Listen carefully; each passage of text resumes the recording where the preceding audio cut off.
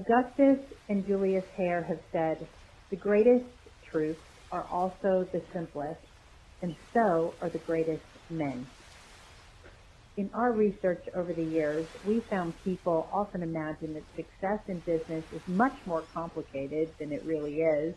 This point of view turns simple accountability for results into a blame game, where the catchphrase is, "I didn't know." It allows us to blame our failures on things we did not know or understand. If you play that game, you may be looking for the big secret. More than likely, you're probably not being completely truthful with yourself. You may be looking for the big secret because you want success to become easier. And here's a hard truth. You're not alone.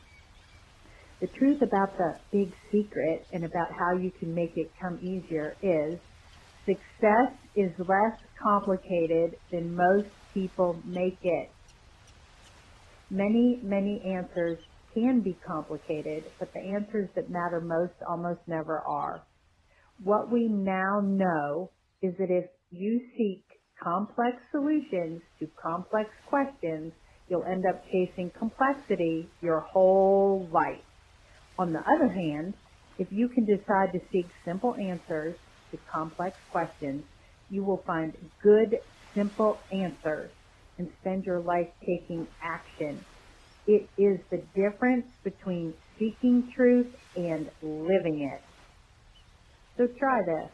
Call up an acquaintance who is about 18 years old and ask him or her to share with you the meaning of life. You're liable to get a very long, convoluted answer that may or may not make reference to melting ice caps. Now call an acquaintance who has lived a long, full life and pose the same question to that person. Odds are you'll get a very simple one-word answer: love. The young person's answer may not necessarily be wrong.